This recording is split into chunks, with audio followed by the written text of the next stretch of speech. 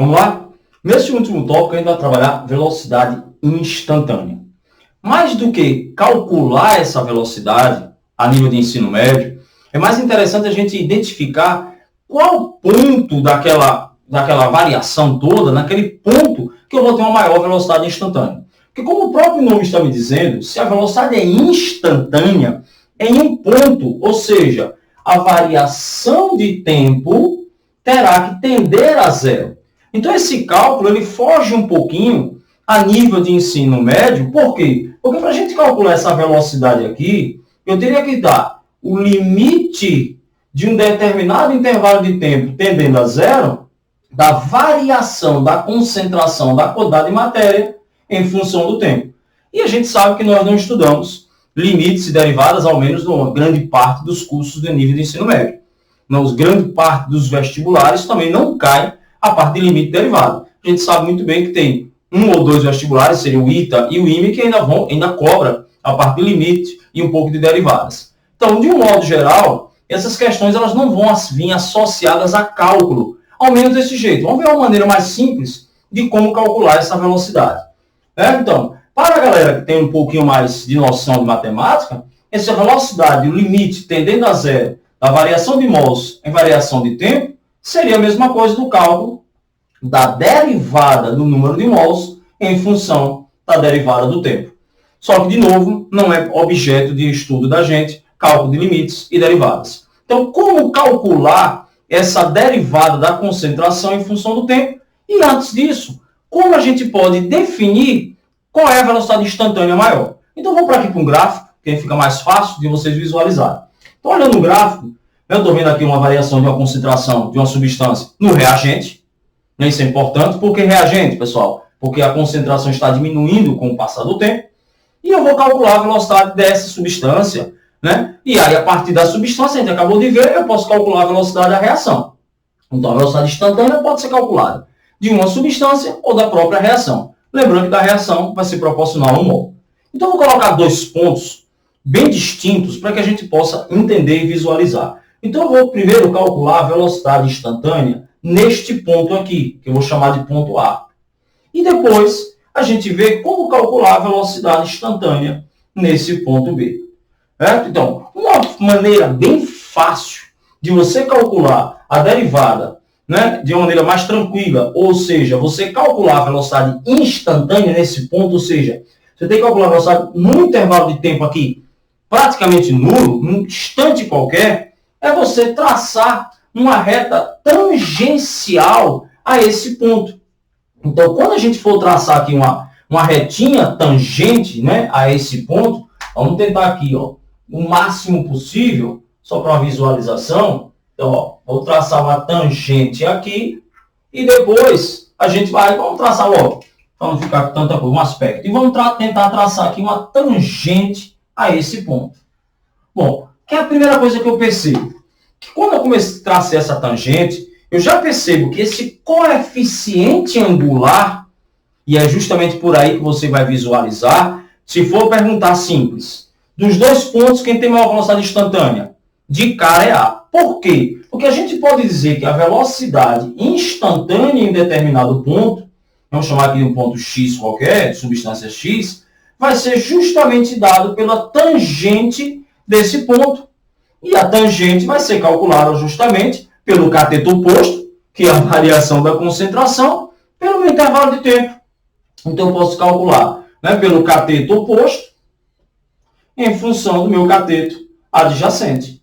Ou, se você visualizar bem rápido, lógico, que como a tangente é uma função direta do cateto oposto, quanto maior o meu coeficiente angular, posso colocar, né, quanto maior meu coeficiente angular, que eu vou chamar aqui de alfa, né, porque eu quis, podia ser teta, aí é frescura, maior meu coeficiente angular,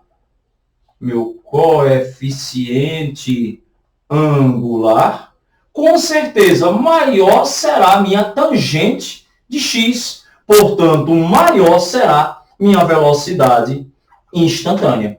Então, primeiro, na parte teórica, fechou aí? Se eu quero calcular, né? Ou apenas calcular, não, desculpe. Se eu quero definir quem é maior, A ou B, já está definido que a velocidade de A é maior do que B, basta traçar uma tangente em cada ponto. Se eu quero calcular, se for uma questão um pouquinho mais complexa, professor, complexa? Você disse que complexa é só derivada? Sim, complexa, porque de modo geral não vem cálculo de velocidade instantânea, é só definir em que ponto você vai ter uma maior velocidade. E aí é só traçar a tangente. Ou se você até nem precisar disso, basta você olhar a inclinação dessa reta, né? Nesse ponto aqui, quanto maior a inclinação nesse ponto, logicamente maior será a minha velocidade naquele ponto. Mas se a gente quiser ir além, né, aprender um pouquinho mais, né, como conseguir calcular um pouquinho mais, você vai chegar nesse ponto. Vamos colocar aqui de preto para ficar ao menos visualmente diferente. E aí eu posso justamente fazer o quê? Traçar aqui, ó, sem muita frescura, não vou precisar aqui, ó, eu posso calcular fazendo uma projeção aqui e eu posso de novo fazer aqui, ó, outra reta. Olha lá meu coeficiente angular. Se você traçar uma projeção desse ponto para cima, vamos embora. Ficou um pouquinho curtinho, ficou muito inclinado, mas vamos embora, não faz mal não. Se a gente traçar aqui uma projeção e continuar fazendo essa projeção aqui, ó, vamos encontrar aqui, então eu posso muito bem, pelo cateto oposto e pelo cateto adjacente, calcular justamente a minha tangente. Então, quem seria a minha velocidade instantânea aqui? Para A, seria o cateto oposto, que seria esta variação aqui, vamos chamar aqui de x, e seria essa variação aqui, que eu vou chamar de y. Então, eu vou dizer que a velocidade A, né, vai ser justamente o tangente, vou chamar aqui esse ângulo aqui de ângulo θ, né, para ficar bonitinho. Então, tangente de θ, que vai ser igual a x, que eu estou colocando lá, sobre y, tranquilamente. Se você fizer uma projeção dessa reta aqui agora, se fizer uma projeção dessa reta aqui, vamos fazer a projeção em função dessa que a gente traçou, vamos fazer essa projeção. Olha o que eu acabei de visualizar. Olha o meu cateto oposto, vou chamar aqui de Z, e olha o meu cateto adjacente. Ó, ele vem daqui para cá. Então, é muito fácil você perceber que a velocidade do ponto B, que vai ser a tangente desse ponto, vai ser agora Z dividido por quem? Vamos chamar aqui, ó, que vai ser tudo isso que eu vou chamar daqui para cá de W. E com certeza esse valor x, né? X, que é isso aqui, ó, x, dividido por y, que é só isso aqui, vai ser muito maior do que z dividido por tudo isso aqui que é w. Ou seja, eu posso provar de duas maneiras. Vou colocar aqui para a gente fazer aqui um pouquinho, até um pouquinho para ficar diferenciado. Vou aqui em preto. Vamos lá, chamar aqui de z e vou chamar aqui, ó, de w. Bonitinho, né? A famosa raiz. Então eu posso dizer que z sobre w é muito menor do que x sobre y. Mais uma prova. Se você pega uma questão um pouco mais complexa, lógico, né? Uma turminha um pouco mais complexa, um vestibular um pouco mais complexo, e ele dá esses valores, pelo ponto que você quiser calcular, você pode também definir a velocidade instantânea. Facinho. Então, é interessante vocês visualizarem que a velocidade instantânea vai ser uma velocidade onde o limite de tempo tende a zero.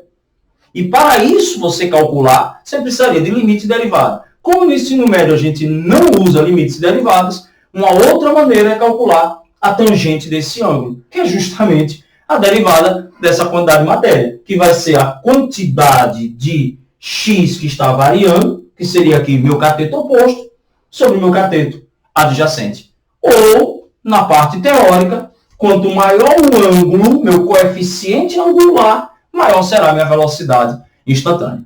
Certinho? Bom, essa foi a primeira parte, né, cinética química, que é a parte de cálculo de velocidade. Velocidade média, velocidade instantânea. O segundo tópico dessa aula ficará para a próxima, e a gente vai trabalhar a parte de quê? De fatores que alteram essa velocidade. Ok? Beijão, qualquer coisa, estão à disposição de vocês, certo? pode mandar lá a questão, mandar lá a observação, de algum jeito aí, a rede social está aí para isso, já disse a vocês que a gente responde e ajuda vocês. Certinho? Abração.